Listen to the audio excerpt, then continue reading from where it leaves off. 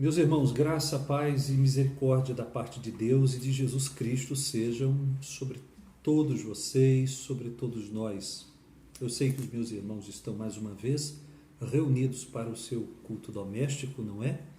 E eu espero em Deus que esse vídeo seja adequado e seja um instrumento de Deus para abençoar os irmãos nestas tantas reuniões nos lares dos irmãos que fazem a primeira igreja evangélica e congregacional de Caruaru. Eu quero pedir aos meus irmãos que abram a palavra de Deus nesse momento, em 1 de Reis, capítulo 21. O nosso texto é 1 de Reis, capítulo 21. Nós vamos ler os versículos 20 a 29. 1 de Reis, capítulo 21, é o nosso texto. Nós leremos os versículos 20 a 29. O texto sagrado diz assim: Perguntou Acabe a Elias: Já me achaste, inimigo meu? Respondeu ele: Achei-te, porquanto já te vendeste para fazeres o que é mal perante o Senhor. Eis que trarei o mal sobre ti, arrancarei a tua posteridade, exterminarei de Acabe a todo do sexo masculino, quer escravo, quer livre, em Israel.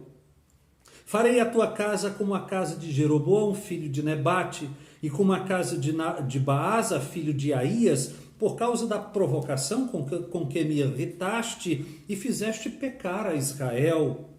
Também de Jezabel falou o Senhor: os cães devorarão Jezabel dentro dos muros de Jezreel. Quem morrer de Acabe na cidade, os cães o comerão, e quem morrer no campo, as aves do céu o comerão. Ninguém houve, pois, como Acabe, que se vendeu para fazer o que era mal perante o Senhor, porque Jezabel, sua mulher, o instigava, que fez grandes abominações, seguindo os ídolos, segundo tudo o que fizeram os amorreus, os quais o Senhor lançou diante dos filhos de Israel. Tendo Acabe ouvido estas palavras, rasgou as suas vestes, cobriu de pano de saco o seu corpo e jejuou, dormia em panos de saco e andava cabisbaixo. Então veio a palavra do Senhor a Elias, o tesbita, dizendo: Não viste que Acabe se humilha perante mim? Portanto, visto que se humilha perante mim, não trarei este mal nos seus dias, mas nos dias de seu filho o trarei sobre a sua casa. Esse é o nosso texto. Nós vamos orar. Senhor, nós te buscamos nesse momento e a nossa oração fervorosa, a nossa oração humilde, o nosso clamor é no sentido de que o Senhor abençoe o seu povo por meio da exposição clara da tua palavra, e nós pedimos a ti que as verdades que emanam da tua palavra cheguem até o nosso coração, cheguem até o coração dos meus irmãos, cheguem até as pessoas que assistirão esse vídeo, acompanhadas do poder do teu Santo Espírito, Senhor. Nós oramos em nome de Jesus. Amém e amém. Muito bem, meus irmãos, vamos nos lembrar o que dissemos no nosso último encontro, no nosso último vídeo. Lembremos-nos, Nabote morreu, de acordo com a trama de Jezabel. A notícia da morte de Nabote chegou a Jezabel, que por sua vez disse a Acabe que se levantasse e fosse tomar posse da vinha, agora que Nabote era morto. Acabe se levantou, partiu para tomar posse da vinha de Nabote, e enquanto isso Deus convocava Elias para se encontrar com Acabe na vinha de Nabote, exatamente no momento da posse, onde quando o profeta deveria dizer ao rei o seguinte, isso está no versículo 19, foi o nosso último versículo do texto anterior: Mataste e ainda por cima tomaste a herança? Dir-lhe-ás mais, assim diz o Senhor: no lugar em que os cães lamberem o sangue de Nabote, cães lamberão teu sangue, o teu mesmo. Foi até aqui que vimos. E a partir do versículo 20, o escritor narra o encontro entre o rei e o profeta na vinha de Nabote. Quando? No momento em que o rei estava tomando posse da vinha. E o escritor também registra a mensagem do profeta e as consequências imediatas da mensagem, o modo como Acabe reagiu às palavras de Deus por meio do profeta Elias. A partir daqui nós vamos continuar. Portanto, nós podemos, meus irmãos, imaginar o susto de Acabe ao ver Elias. Elias deveria estar tranquilo, né? Acabe deveria estar tranquilo, tomando posse da vinha de Nabote, fazendo planos para ela. De repente, o profeta Elias surge.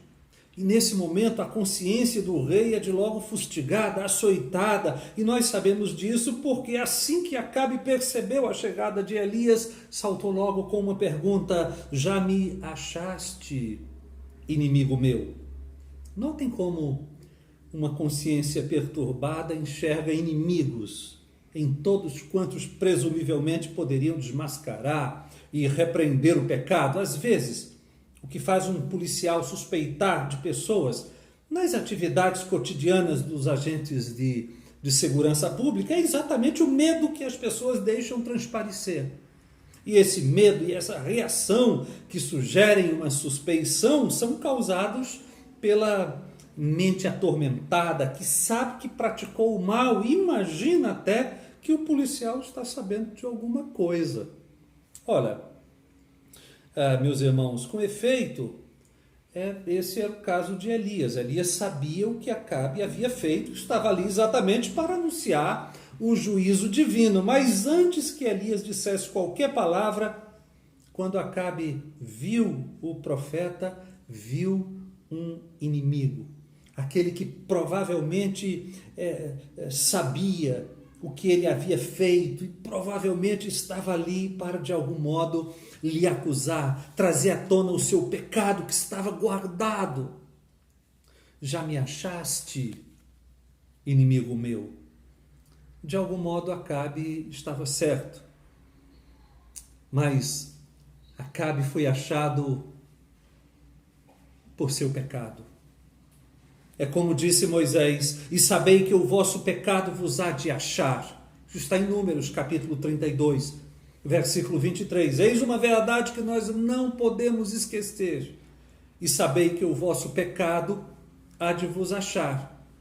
No contexto de Números 32, Moisés havia tomado o compromisso das tribos de Gade e de Ruben no sentido de que elas seguiriam as demais tribos na tomada da terra, aquela terra a oeste do Jordão, e somente então retornariam para as terras da Transjordânia já conquistadas, onde fixariam a residência. Moisés disse aos Rubenitas e aos Gaditas que cumprissem sua palavra, que guerreassem com seus irmãos e só então retornassem para as suas terras, porque não o fazendo pecariam. E aí Moisés continua: e sabei que o vosso pecado vos há de achar. Foi o que aconteceu a Acabe. Ele pecou, achou que estava tudo certo, mas de repente o profeta Elias o visita e ele diz então o quê? Já me achaste, inimigo meu? Na verdade, Acabe havia sido achado pelo seu pecado. Em geral, os homens praticam os atos mais atrozes, imaginando que não há quem os julgue. Eles se sentem como estando acima das leis, acima dos magistrados, acima do alcance de qualquer justiça. Dão seguimento às suas barbárias porque as cometem e a punição não vem imediatamente. Isso os lança para um senso equivocado de segurança. É como disse Salomão em Eclesiastes capítulo 8, versículo 11, visto que se não executa logo a sentença sobre a má obra, o coração dos filhos dos homens está inteiramente disposto a praticar o mal. Mas cuidado, porque de repente, Salomão diz em Provérbios 12, versículo 7, os perversos são derribados e já não são. Isto acontece de repente.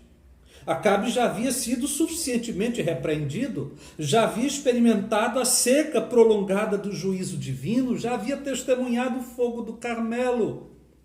já tinha visto com seus próprios olhos as chuvas advindas como um sinal claro da boa mão de Deus, mas ele insistia em continuar sua senda perversa e, como diz Salomão em Provérbios capítulo 29, versículo 1, o homem que muitas vezes repreendido endurece a cerviz será quebrantado de repente sem que haja cura.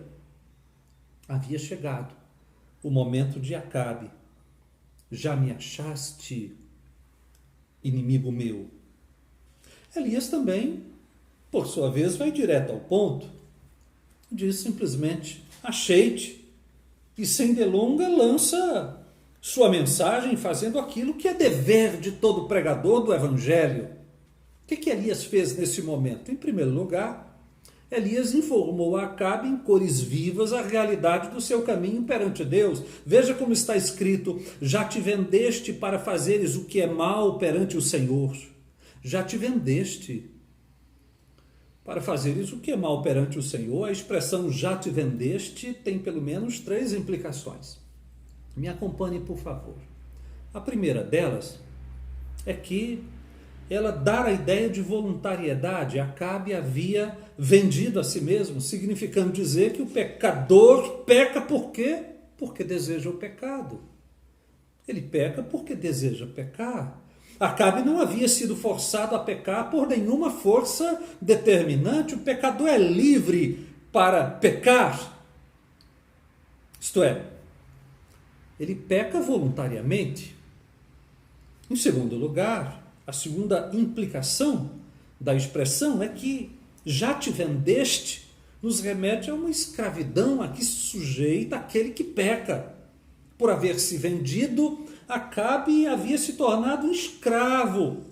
Ele se vendeu ao pecado. Se tornou escravo do pecado. Sempre à disposição desse Senhor que é tão tirano. Segundo Jesus, todo que comete pecado é escravo do pecado. Isso está em João, capítulo 8, versículo 34. Não se imagine, meus irmãos, que se pode domesticar o pecado, controlá-lo, mantê-lo sob certas restrições ou abandoná-lo a bel prazer. O pecador é livre, mas apenas para pecar. Se você quer chamar isso de liberdade, ou seja, voluntariamente tudo quanto o pecador pode fazer é pecar. A terceira implicação da expressão é que já te vendeste contém a ideia de lidar com o mal constantemente. Não se vende a alguém por prazo determinado.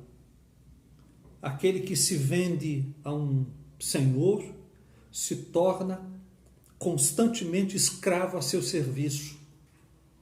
E vejam que já te vendeste contém a ideia de estar a partir dali constantemente com o mal. Às vezes a palavra hebraica tem um significado de casar.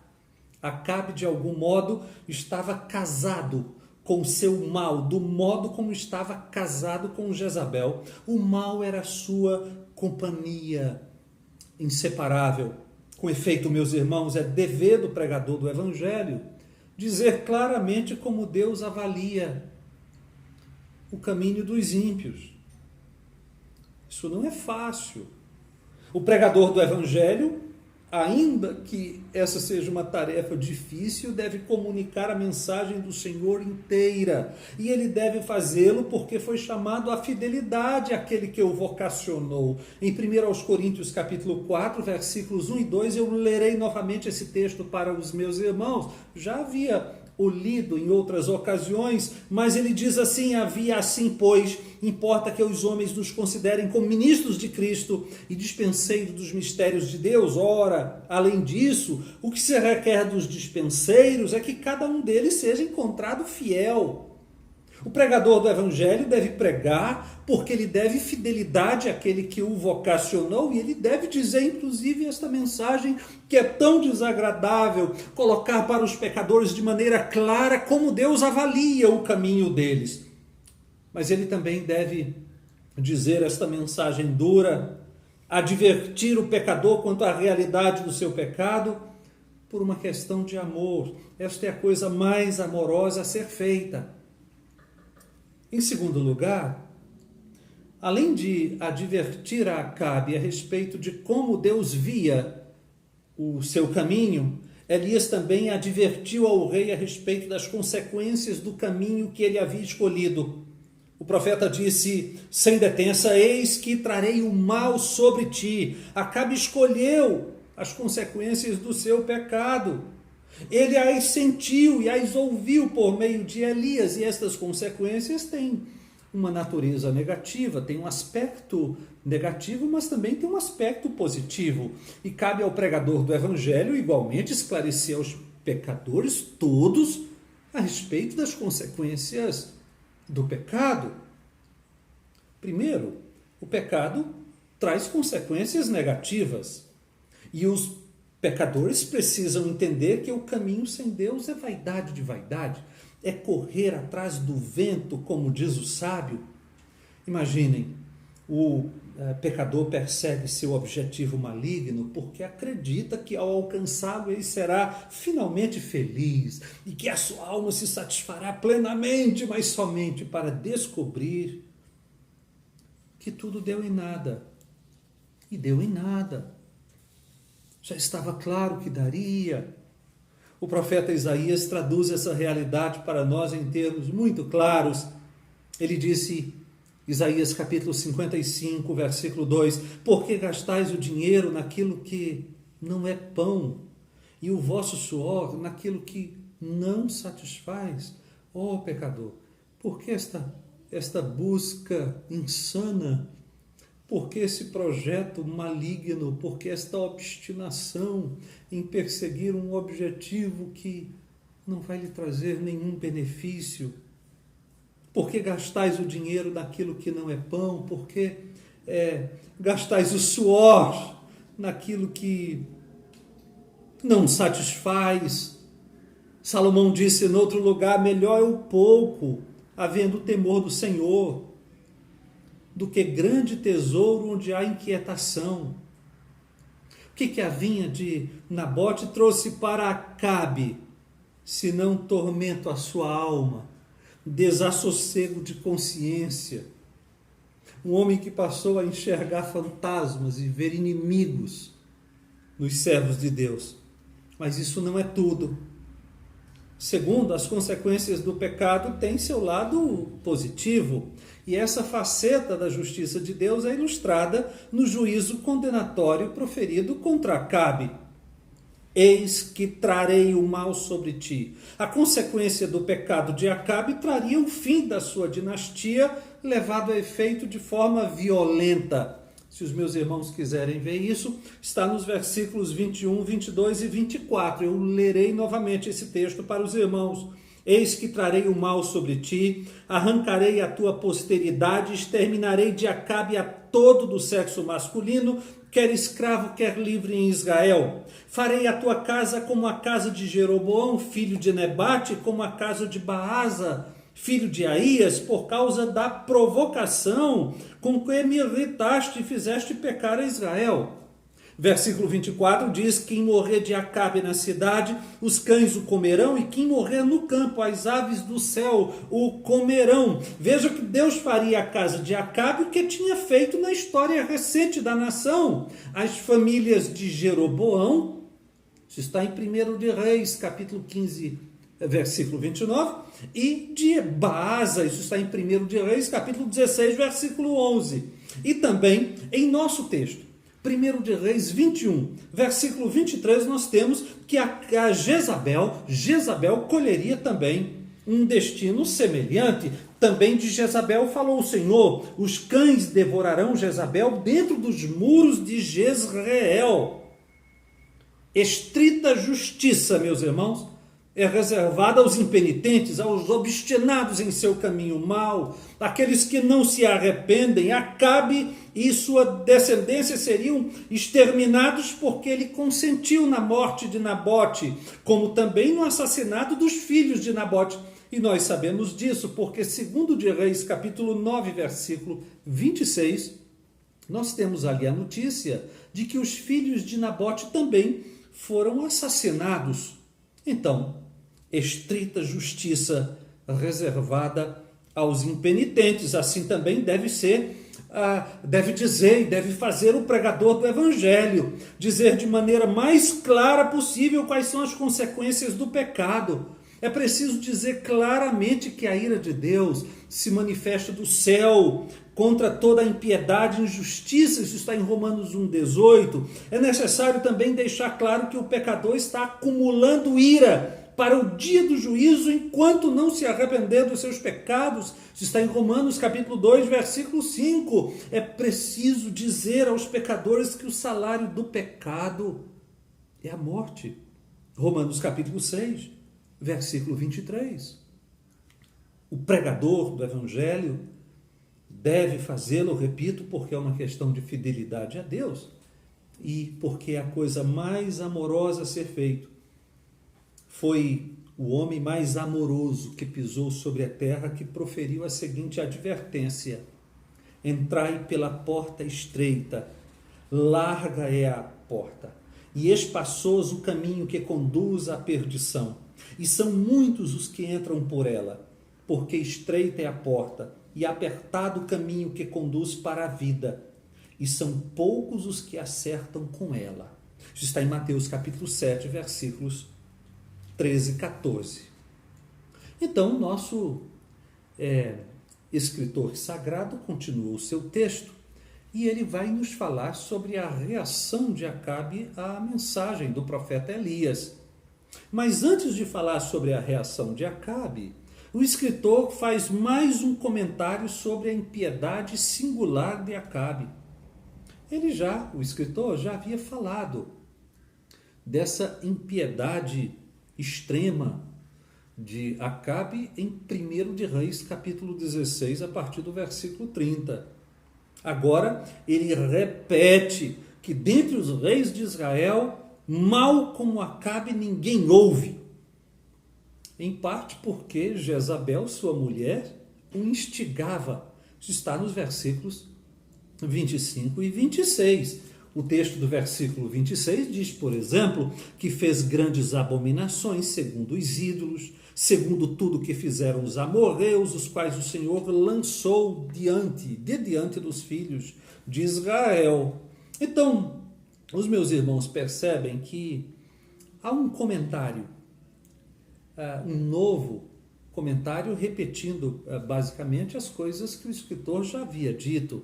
E é possível que esse comentário seja inserido nesse ponto para que vejamos com certa desconfiança o arrependimento de Acabe descrito no versículo 27. Na continuação do texto, o versículo 27 diz: tendo Acabe ouvido estas palavras, as palavras do profeta Elias, rasgou as suas vestes, cobriu de pano de saco o seu corpo e jejuou, dormia em panos de saco e andava cabisbaixo. Meus irmãos, com efeito, Acabe expressou todos aqueles signos de arrependimento da cultura da época, mas eu quero que vocês observem comigo que não se ouve nada a respeito de alguma reforma que o rei houvesse realizado. Não se diz que ele deixou de servir a Baal, não se diz que ele destruiu o altar que ele havia construído a Baal, nem a casa que ele havia construído a Baal, não se diz que ele derrubou o poste ídolo que ele havia construído. Essas maldades, essas impiedades de Acabe, repito, estão em 1 de Reis, capítulo 16, versículos 30 a 33. Não se ouve sobre a restauração da adoração ao Senhor, não se fala no texto a respeito de uma possível contenção dos poderes de Jezabel. Tampouco se vê em Acabe, meus irmãos, desejo de reparar de algum modo o mal causado à casa de Nabote. Isso já nos ensina preliminarmente que há arrependimento verdadeiro e arrependimento falso.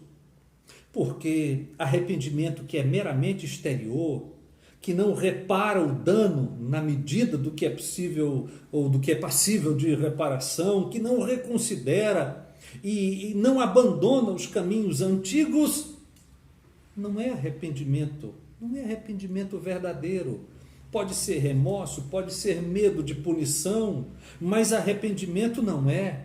Acabe permaneceu a despeito do pano de saco e cinza, odiando os servos de Deus, e nós sabemos disso, pelo que está no capítulo 22, versículo 8 de 1 de Reis, o seu ódio pelo profeta Micaías. Está escrito assim: respondeu o rei de Israel a Josafá: há um ainda, pelo qual se pode consultar o Senhor, porém eu o aborreço, eu o odeio, porque nunca profetiza de mim o que é bom, mas somente o que é mal. Este é Micaías, filho de Imlá. Então, você percebe, ele continuou sendo o mesmo homem alienado de Deus. Arrependimento verdadeiro, meus irmãos, é, no dizer de Joel, um rasgar de coração e não de vestes. É converter-se ao Senhor, no dizer de Joel, capítulo 2, versículo 13. Arrependimento é abandonar as antigas veredas. É fazer como o filho da parábola de Jesus, que disse: não quero ao chamado do pai para trabalhar, mas depois arrependido foi. Isso está em Mateus, capítulo 21, versículo 30.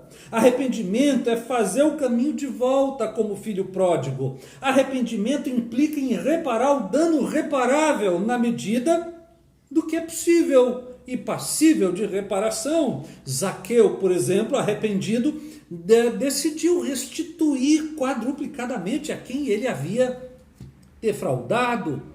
Não, definitivamente, em Acabe não há sinais de arrependimento verdadeiro. Entretanto, o arrependimento de Acabe não é de todo inútil.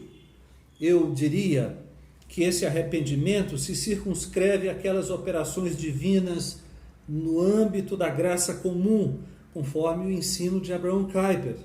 Essas operações do Espírito Santo na graça comum não são para a salvação, mas exercem grande influência e grande benefício na medida em que estimulam nos pecadores o gosto pela virtude, estimulam nos ímpios o gosto pelas coisas mais nobres e limitam o seu pecado, impedindo que o mal se prolifere.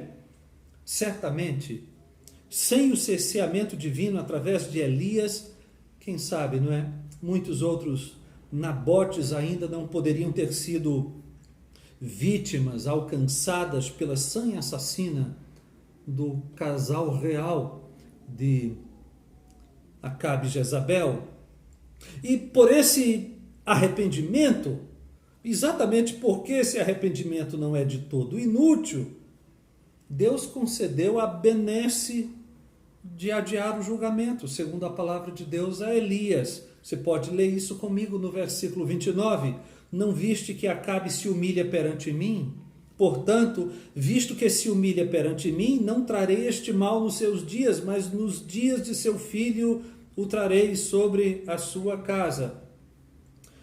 Acabe seria, então, poupado de testemunhar a morte dos seus filhos e o extermínio da sua casa. Isso, de fato, foi uma grande benesse. Agora, é possível que os meus irmãos estejam se perguntando da seguinte maneira: por que Deus recompensaria aquilo que ele mesmo havia produzido? Porque se Deus levou Acabe ao arrependimento, o que de fato aconteceu, esse é o ensino da Escritura, Romanos 2, versículo 4. Ou desprezas a riqueza da sua bondade, tolerância e longanimidade, ignorando que a bondade de Deus é que te conduz ao arrependimento. Não, de fato, Deus havia levado Acabe ao arrependimento, foi isso que ocorreu. Mas se Deus levou Acabe ao arrependimento, por que o arrependimento de Acabe seria recompensado se produzido por Deus? Não estranhe isso. É exatamente isso que a Bíblia chama de graça. Graça, meus irmãos, é recebermos a recompensa daquilo que outro fez em nosso lugar e por nós. é ganhar aquilo que outro conquistou por nós. Graça é a palavra da linguagem humana para referir aquilo que a nossa compreensão não capta muito bem. Esta graça que é compreendida excede a compreensão.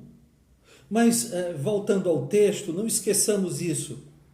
A sentença estava mantida, apenas a execução seria adiada. E, de fato, chegou o tempo em que a sentença foi executada. Acabe morreu em uma batalha contra a Síria e os cães lamberam o seu sangue. Isso está em 1 de Reis 22, versículos 37 e 38. Jezabel sobreviveu a seu marido por alguns anos, mas seus próprios serviçais, em uma ocasião, a atiraram pela janela, o seu corpo foi pisoteado, e depois se constatou que havia se cumprido a palavra que Deus tinha dito a Elias: no campo de Jezreel os cães comerão a carne de Jezabel. 2 de Reis, capítulo 9, versículo 36. A família de Acabe sofreu a devida condenação. Jorão, filho de Acabe, morreu pela flecha de Jeú e foi lançado onde? Foi lançado no terreno de Nabote. 2 de Reis, capítulo 9, versículos 24 a 26. E lá no capítulo 10 de 2 de Reis nós temos o extermínio de toda a casa de Acabe, narrada pelo escritor sagrado. Então, aqui está o nosso texto e eu quero concluir com os meus irmãos, retirando pelo menos duas verdades a respeito do Senhor que nós precisamos conhecer. Nós precisamos conhecer e elas são ensinadas com bastante clareza no texto que nós lemos. Em primeiro lugar, o texto que nós lemos, meus irmãos, é uma retumbante declaração a respeito da fidelidade de Deus. De fato, a Bíblia é bastante clara quanto a referir-se a Deus como fiel, como verdadeiro, como veraz, e por isso digno de toda a nossa confiança.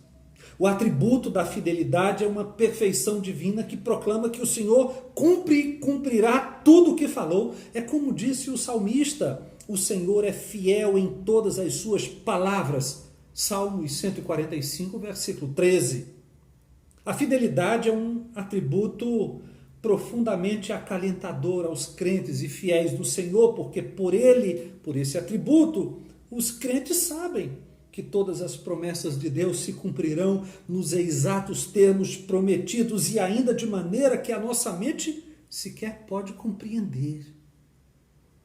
Agora, por outro lado, a fidelidade de Deus deve soar intensamente ameaçadora aos ímpios e infiéis, porque também por ela se sabe que todas as ameaças divinas igualmente se cumprem e se cumprirão. Essas facetas da fidelidade de Deus estão jungidas em Deuteronômio, capítulo 7, versículos 9 e 10, texto que diz assim: saberás, pois, que o Senhor teu Deus é Deus, o Deus fiel, que guarda a aliança e a misericórdia até 1000 gerações aos que o amam e cumprem os seus mandamentos. E mais, e dá o pago diretamente aos que o odeiam, fazendo-os perecer. Não será demorado para com o que o odeia, prontamente lhe retribuirá. Qual é a primeira declaração que quero ressaltar para os meus irmãos, que emana do texto? Deus é fiel. Agora, em segundo lugar, o texto revela também que Deus é longânimo, Deus é paciente, e, contudo, que a longanimidade de Deus, que a paciência de Deus tem limite. A paciência de Deus tem limite. Longanimidade, meus irmãos, é a perfeição divina pela qual Deus exerce poder de controle sobre a sua ira. Notem aqui que eu estou repercutindo a linguagem bíblica que os teólogos denominam de linguagem antropopática. Linguagem antropopática. Por esta linguagem antropopática se atribui a Deus sentimentos humanos. Naturalmente, coisas como paciência e ira em Deus são perfeições e são assim denominadas somente em face da limitação da nossa linguagem. Ira em Deus é a aversão e a reação da sua natureza santa ao pecado. A paciência ou a longanimidade em Deus é o poder que ele exerce sobre essa reação da sua natureza santa ao pecado, que o faz adiar a punição, mas não cancelá-la. O profeta Naum, nesse sentido, diz que Deus é tardio em irar-se, mas que ninguém se engane, porque ele também é grande em poder e jamais inocenta o culpado. Isso está no profeta Naum, capítulo 1, versículo 3. Porque Deus é longânimo, ele até encaminha a sua história, meus irmãos, de modo a fazer-nos parecer em certos momentos que ele não está ligando muito para o que está acontecendo em nossa volta. Isso pode parecer uma experiência muito frustrante para o povo de Deus, e de fato há uma linguagem bíblica que expressa essa incompreensão por parte dos crentes. Levanta-te, Deus, está no Salmo 68, versículo 1. Até quando, Senhor, ficarás olhando? Salmos 35, verso 17. Até quando, Senhor, esquecer-te-ás de mim para sempre? Salmos 13, versículo 1. Na voz do profeta Abacuque, até quando, Senhor, clamarei eu e tu não me escutarás? Gritar-te-ei violência e não o salvarás? O profeta Jeremias também protestou contra aquilo que poderia parecer um descaso divino. Ele disse, isso está em Jeremias capítulo 12, versículos 1 e 2, justo és, ó Senhor, quando entro contigo num pleito, contudo falarei contigo dos teus juízos. Porque prospera o caminho dos perversos e vivem em paz todos que procedem perfidamente. Plantaste-os e eles deitaram raízes, crescem, dão fruto. Tente nos lábios, mas longe do coração.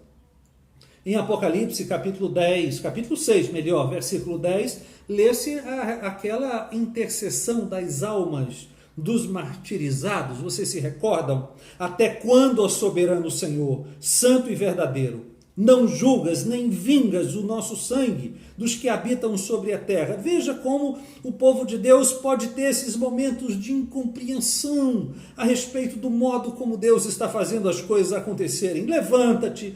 Até quando? Até quando? Até quando, Senhor, clamarei? Até quando gritarei? Senhor, porque prospera o caminho dos perversos, vive em paz os que procedem perfidamente. Até quando, ó soberano Senhor, não vingas o sangue dos mártires, etc.